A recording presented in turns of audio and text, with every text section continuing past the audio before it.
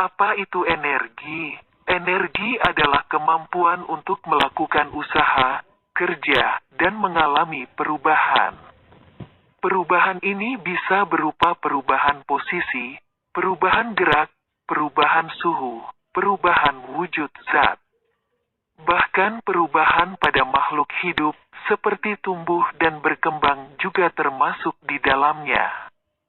Energi menurut IPA, energi adalah upaya untuk melakukan usaha kerja atau melakukan suatu perubahan. Energi ada beberapa bentuk, yaitu energi potensial, kinetik, kimia, listrik, dan sebagainya. Energi potensial adalah energi yang dimiliki suatu benda ketika benda itu diam. Apa satuan energi? Satuan energi menurut Satuan Internasional, SI adalah Joule.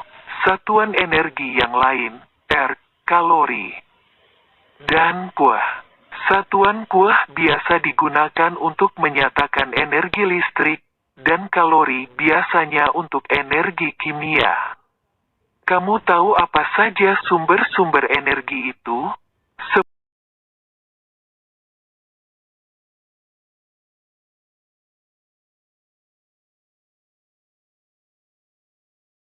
Definisinya ya, listrik diartikan sebagai suatu daya yang muncul akibat terjadinya suatu gesekan atau dikarenakan sebab lainnya seperti proses fisika. Sejarah singkat listrik. Penemu listrik merupakan pencipta motor listrik pertama di dunia. Ia adalah seorang cendekiawan Yunani yang menemukan batu ampar yang dapat menarik bulu. Ia adalah Ampere Michael Faraday. Lahir pada 22 September 1791 di Newington, Bath. Faraday memiliki 9 saudara kandung, dan Faraday hanya sekolah dasar lokal sampai dengan umur 13 tahun. Tentunya kalian penasaran dong, dari mana datangnya listrik? Untuk mengetahui dari mana datangnya listrik, kita harus mengetahui dulu sumber-sumber listrik. Seperti ini, lampu, laptop, handphone, kulkas, TV, dan kita sering loh melihat pabrik-pabrik. Nah, kalian tahu tidak bagaimana caranya alat-alat tersebut bisa menjadi hidup atau bisa dioperasikan? Pasti ada sumber energinya. Ayo, siapa yang tahu? Nah, sumber energinya itu adalah listrik. Agar kalian lebih paham, Nah, sumber-sumber listrik itu ada berbagai macam. Yang pertama, pembangkit listrik tenaga air atau disingkat PLTA. Pembangkit listrik yang satu ini mengandalkan kecepatan arus air untuk menggerakkan turbin di dekatnya. Turbin yang dipasang berfungsi sebagai pemicu arus air yang dibutuhkan. Pembangkit listrik ini mengubah energi kinetik pada air menjadi energi listrik yang murni, hemat, serta ramah lingkungan. Pembangkit listrik tenaga air ini bersifat dapat diperbaharui. Pada umumnya, jenis pembangkit listrik ini dipasang tepat di sebelah sumber air yang cukup besar, seperti bendungan, waduk, atau sungai. Yang kedua, pembangkit listrik tenaga angin. Tentu saja, pembangkit yang satu ini memanfaatkan energi yang besar dari angin. Listrik yang dapat dihasilkan oleh pembangkit dengan menyimpan serta mengubah energi angin yang potensial. Biasanya, pembangkit listrik tenaga angin ini juga menggunakan turbin ataupun kincir angin untuk mengumpulkan energi angin ke dalam pembangkit listrik yang disediakan. Pembangkit listrik dipasang di wilayah yang memiliki potensi kekuatan angin yang cukup besar, seperti pantai hingga bukit yang landai. Beberapa negara di dunia yang dikenal baik dengan pembangkit listrik tenaga angin adalah Austria, Swiss, hingga Amerika Serikat. Yang ketiga adalah pembangkit listrik tenaga uap atau PLTU. Jenis pembangkit ini menggunakan energi uap dari hasil kinerja pompa air yang akan berkumpul dengan batu bara serta minyak. Hasil pemanasan yang bertujuan untuk mendapatkan suhu tinggi tersebut kemudian dibakar dan disemprotkan menjadi energi uap.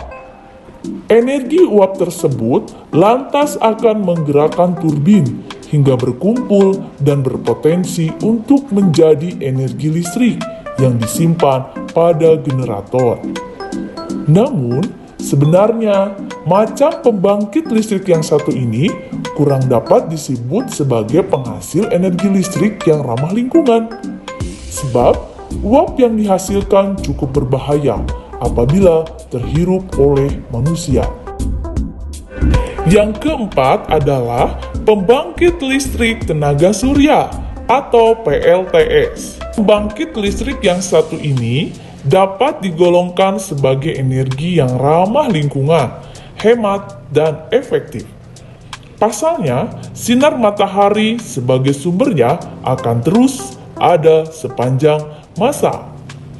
Tidak hanya itu, kelebihan dari pembangkit listrik tenaga surya atau PLTS ini juga cenderung memiliki sumber energi yang kuat untuk menghasilkan listrik. Pembangkit ini menggunakan perlengkapan seperti panel surya untuk menangkap cahaya matahari yang berlimpah sepanjang hari. Pada umumnya, pembangkit listrik yang satu ini sudah banyak digunakan oleh masyarakat sebagai penunjang energi yang cukup ideal. Yang kelima adalah pembangkit listrik tenaga panas bumi. Pembangkit listrik yang satu ini memanfaatkan energi panas bumi yang juga cukup melimpah. Panas bumi yang ditangkap kemudian akan menghasilkan uap yang dapat menggerakkan generator. Generator yang mampu bergerak ini lantas mengubah energi yang dihasilkan oleh panas bumi menjadi energi listrik yang dapat digunakan untuk kehidupan sehari-hari. Biasanya, pembangkit listrik tenaga panas bumi ini terdapat di wilayah dataran tinggi seperti pegunungan ataupun kaki gunung. Hal ini dilakukan agar mendapatkan energi alam yang berkualitas tinggi. Yang keenam adalah pembangkit listrik tenaga gas. Pembangkit listrik berikut ini memanfaatkan bahan bakar fosil sebagai sumber energi. Beberapa bahan bakar fosil yang dapat digunakan antara lain minyak bumi, batu bara, hingga gas alam. Bahan bakar fosil tersebut kemudian dibakar bersama dengan gas dalam pembangkit listrik tenaga gas atau PLTG. Hasil dari pembakaran tersebut kemudian disaring melalui filter udara khusus agar dapat masuk menggerakkan turbin atau generator. Sumber energi berupa gas tersebut diklaim memiliki tekanan yang cukup kuat guna menggerakkan turbin yang kemudian diubah menjadi energi listrik yang besar pula. Yang ketujuh adalah pembangkit listrik tenaga diesel atau PLTD. Pembangkit listrik yang satu ini memang tidak banyak dikenal lantaran sudah jarang digunakan untuk menghasilkan energi listrik. Pasalnya, pembangkit listrik tenaga diesel atau PLTD ini menghabiskan biaya operasional yang cukup tinggi dan tidak ramah lingkungan. Pembangkit listrik tenaga diesel ini membutuhkan bahan bakar solar untuk menggerakkan turbin. Padahal, bahan bakar solar merupakan bahan bakar yang tidak dapat diperbaharui serta cukup membutuhkan biaya yang tinggi.